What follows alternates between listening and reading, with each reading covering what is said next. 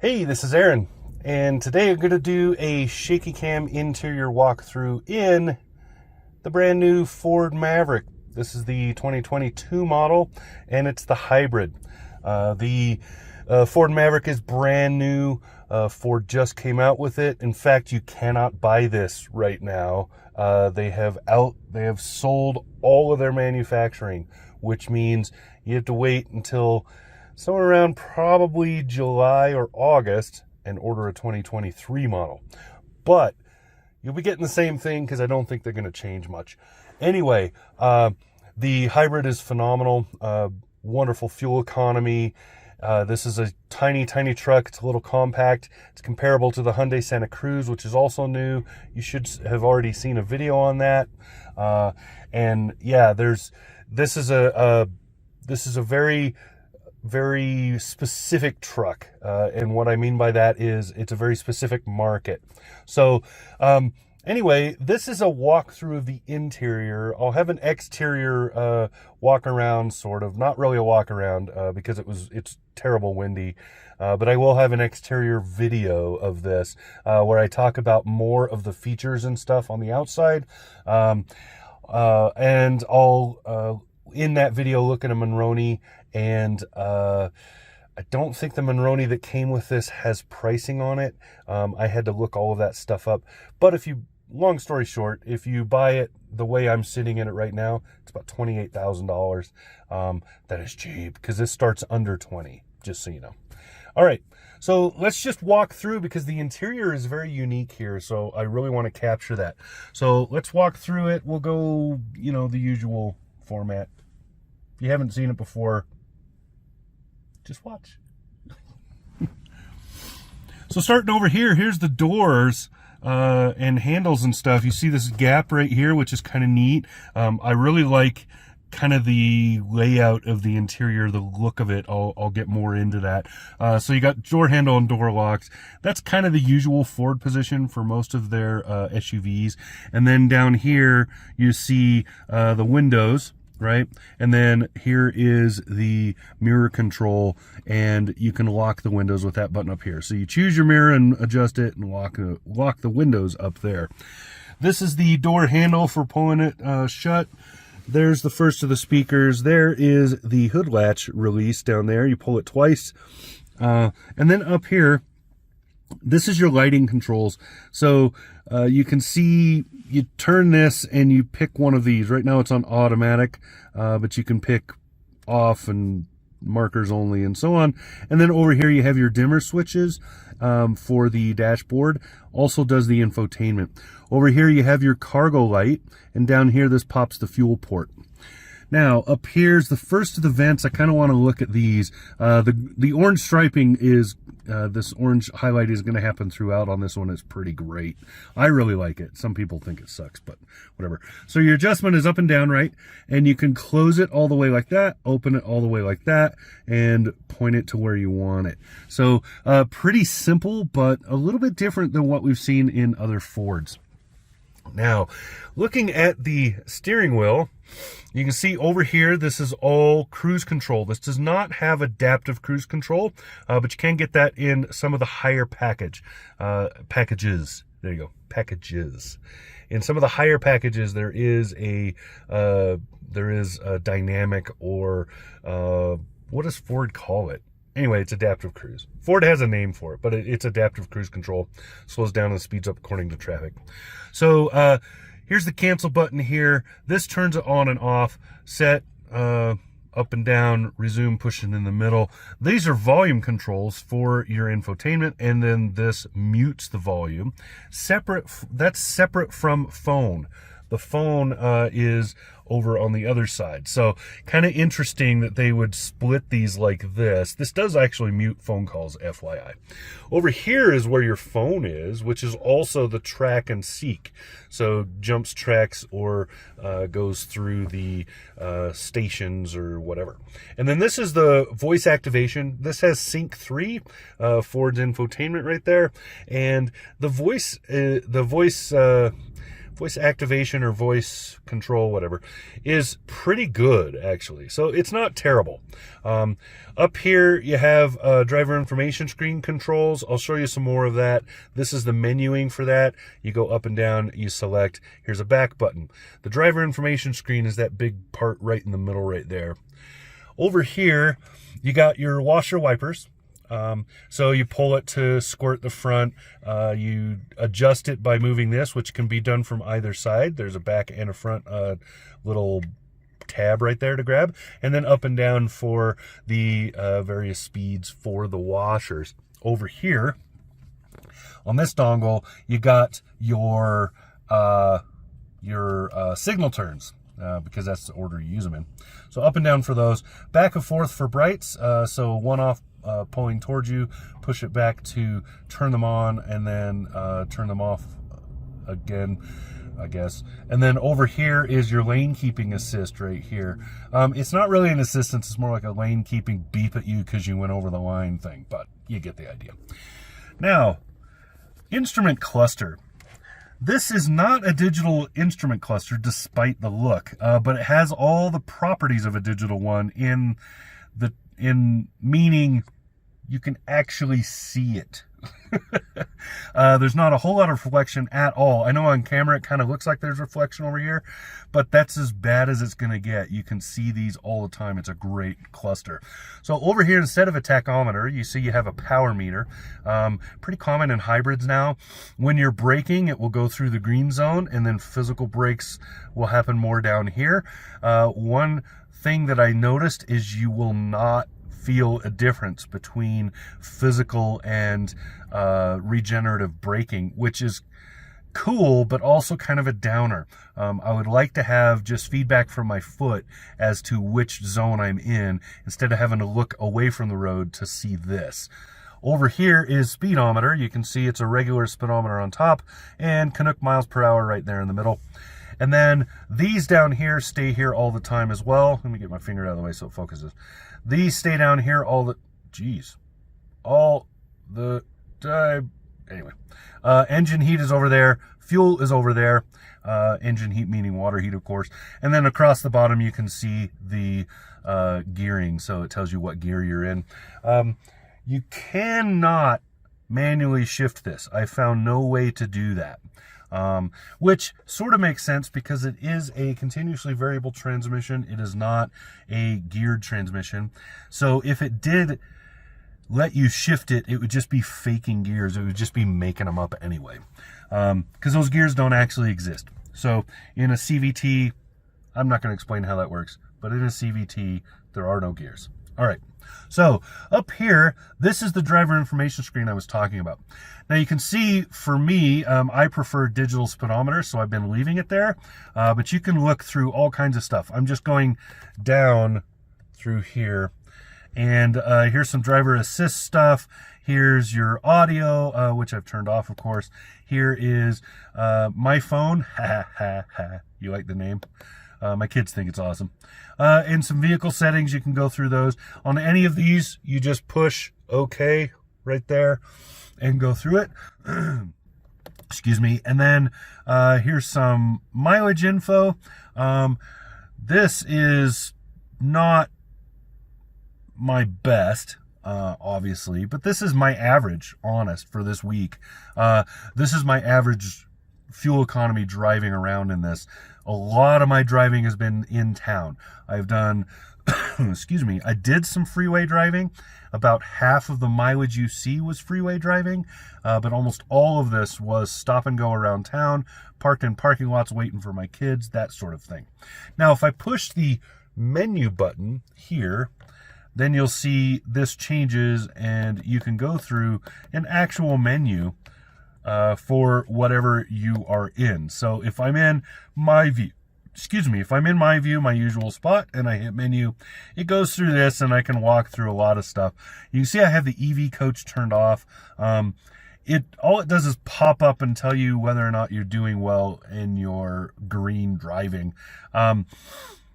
It might be useful for some people if you're not used to, how you can help to hypermile a little bit and stuff, but honestly, I just found it annoying. It kept popping up and interrupting my view of that beautiful speedometer.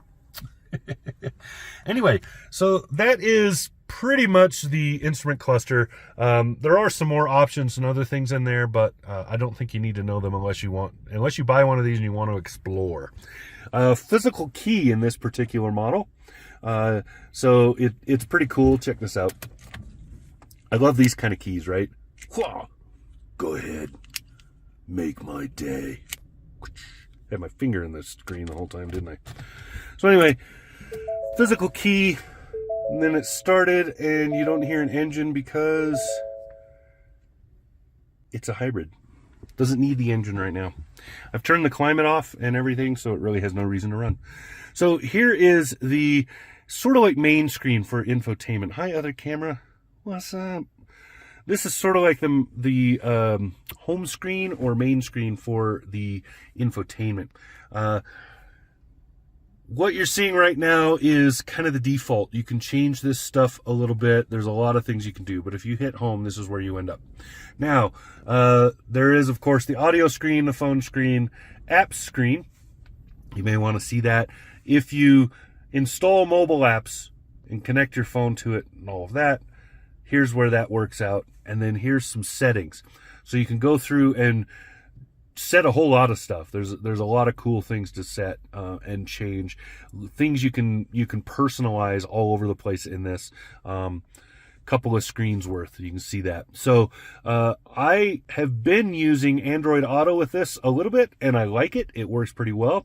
The Wi-Fi here is actually for the truck to connect to Wi-Fi. If I can get it to load. And that allows like system updates and things like that. So your home Wi-Fi is probably where you're going to connect this. So you would connect it, pull it into the garage or the driveway or whatever, connect it to your home Wi-Fi, and then as it's sitting here, whenever there's an update, it will just download it. It's otherwise, there you go. So you can see right now it is not connected to Wi-Fi. And even though I'm in my driveway, it's not connected because I reset all of this except for the Bluetooth because they're coming to pick this truck up. So anyway, that's kind of what's going on here. This is a very simple system. This is not the advanced upgrade. So there's that. Also, a little bit of storage up here, but it is hard plastic. It is not rubberized. So whatever you put in here potentially will go flying. Same over here. This is not rubberized. It is textured, but it's not rubberized. It's kind of a narrow and skinny thing. It's not big enough for a phone or anything, so most I can think of is maybe your car keys go in there. I can't think of anything else I would put in there. Down here are climate or volume, infotainment, whatever. Here's your radio. That's the best way to put it. Duke's lights are right in the middle, and then I've turned it off by pushing this, and then you can see this is the mute. Here's the tracks. Here's play and pause. This turns that screen off. So you can do that, and it just does that, which is useful like at night. I don't like to have that screen on. And you can see when you push it twice, it turns everything off totally. And then a volume over here and tuning over here. Down below that, a couple more of those vents. And then you have your climate controls. You can see I have the bun warmers on. This is the steering wheel heat right here. And here's how you can manually control it. Most of these controls should just make sense. Heated side mirrors are right here. And most of this probably just makes sense to you. But if you turn it on and you put it on auto, you can set the auto. You see there's 3 lights there.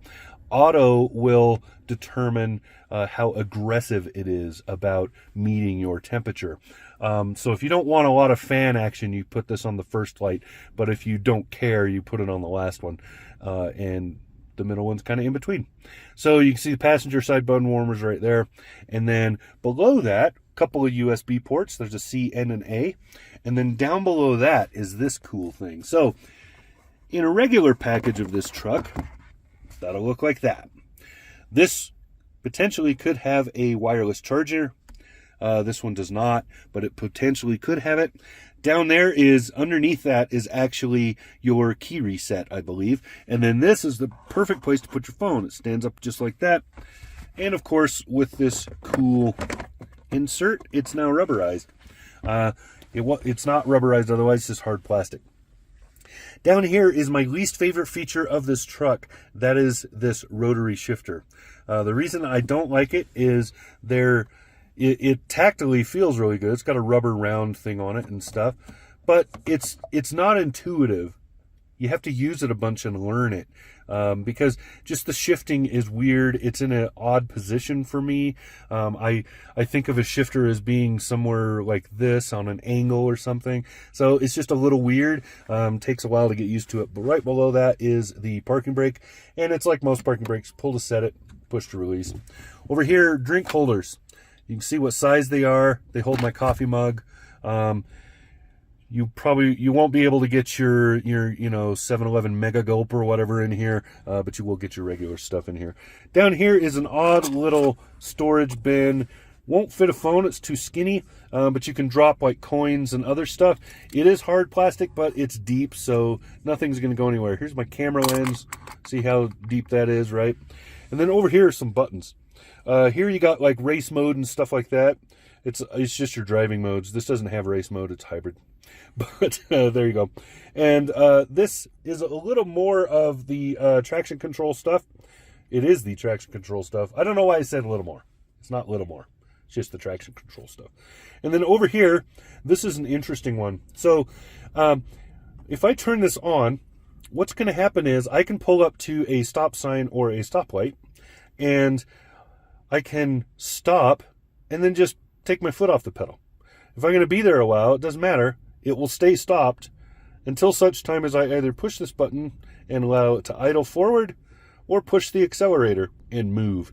Really cool kind of little feature. Also works on hills, so it's useful for hill start assist. And yeah, just a cool kind of a neat little feature that's more useful than you would think once you get used to using it.